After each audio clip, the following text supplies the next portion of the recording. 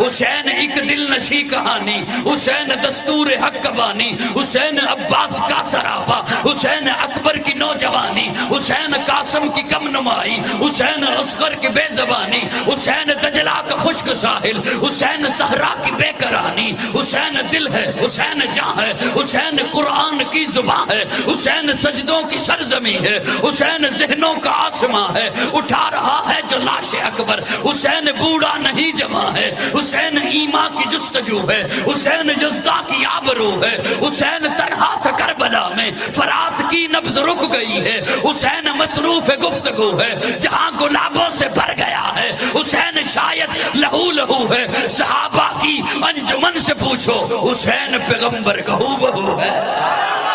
متی نے دل سے پوچھا ہے بتا کہ کیا حسین ہے، دھڑک دھڑک کے بول اٹھا صدا صدا حسین ہے۔ شان اہل بیت دیکھ سبھی کے سب مثال ہیں، کوئی نہیں حسین سا، حسین بس حسین ہے۔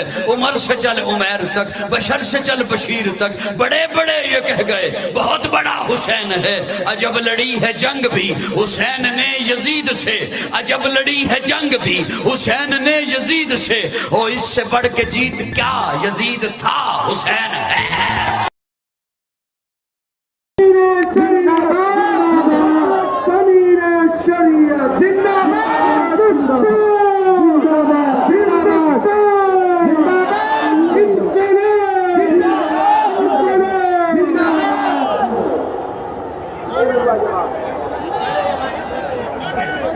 اب میں پروگرام کے سلسلے کو آگے بڑھاتے ہوئے ایک گزارش کر دینا چاہتا ہوں، مقررین کی فہرست بڑی لمبی ہے، اس لیے آنے والے مسلمانوں آپ کی جذبات کو ہزاروں سلام، آپ کا ایمان سلامت رہے، آپ کی جذبات سلامت رہے۔ یاد رکھیے آپ اس ملک میں چند نہیں 30 کروڑ ہیں، اگر یہاں کی برادری اگر اپنے برادری 2% رہ کر اپنے حق کو دے سکتی ہے تو مسلمان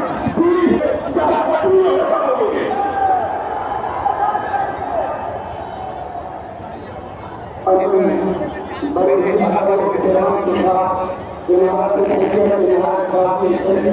حضرت مولانا مفتی محمد زبیر احمد صاحب جو اس پورے اجلاس اور ملاد کو سجانے ہیں، اپنا پورے اجلاس لگایا ہے، حضرت مولانا مفتی محمد صاحب کو بتانا چاہوں گا کہ نشید ہے اجازت چلایا جانا ہے۔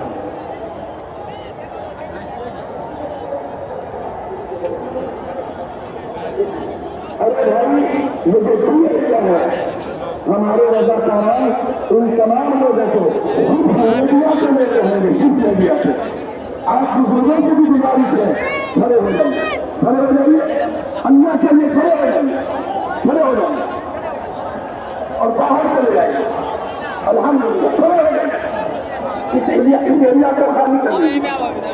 جی حضرت مفتی محمد صاحب ان کو گزارش کروں گا دوبارہ خیال کرنا۔ السلام علیکم ورحمۃ اللہ وبرکاتہ۔ بسم اللہ الرحمن الرحیم وبه نستعين أما بعد أعوذ بالله من الشيطان الرجيم بسم الله الرحمن الرحيم ولا تهنوا ولا تحزنوا وأنتم الأعلون إن كنتم مؤمنين۔ جامع میدان اس عظیم شان کانفرنس میں شریک ہونے والے بہار، اڑیسہ، جھارکھنڈ اور ملک کی دیگر ریاستوں کے کشور مسلمانوں، اسٹیج پر بیٹھے ہوئے معزز علماء کرام، میں آپ تمام لوگوں کو یہ پیغام دینا چاہتا ہوں اور حکومت تک یہ آواز پہنچانا چاہتا ہوں، یہ ملک کل بھی ہمارا تھا، یہ ملک آج بھی ہمارا ہے اور انشاءاللہ مستقبل میں بھی یہ ملک ہمارا رہے گا۔ اس ملک میں زندہ رہیں گے، اپنی مسجدوں کے ساتھ زندہ رہیں گے، مدرسوں کے ساتھ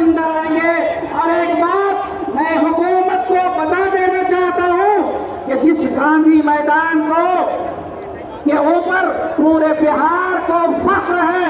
खुदा की कसम वो जमीन भी मुसलमानों ने दी है। क्या आप चाहते हैं कि इस मुल्क के मुसलमान अपनी मस्जिदों से, वक्फ प्रॉपर्टी से, अपने कब्रिस्तान से दस्तबरदार हो जाए? हम अपनी जान दे सकते हैं। हम गांधी मैदान किया, हिंदुस्तान में जो दिल्ली का मैदान सबसे बड़ा मैदान है, उस मैदान में पहुंचकर हम अपने हुकूक को हासिल करेंगे और अपनी मस्जिद को बचाएंगे। मरकजी हुकूमत, सेंट्रल गवर्नमेंट और बिहार की गवर्नमेंट वो ये सुन ले कि हिंदुस्तान के मुसलमान बेदार हो चुके हैं, ये जिंदा रहेंगे तो अपने ईमान के साथ और मस्जिदों के साथ जिंदा रहेंगे। लोगों, आपके इस वक्त जो एक्ट बना है उसके पेश नजर मैं आपको इस शेर के जरिए ये पैगाम देना चाहता हूँ कि अपने ये मस्जिद, ये मदरसा, ये खानकाह हमारे लिए खुदा की कसम काबा की तरह है। अपने काबे की हिफाजत हमें खुद करनी है। अपने काबे की हिफाजत हमें खुद करनी है। अब अबाबील का लश्कर नहीं आने वाला, आप ही अबाबील है।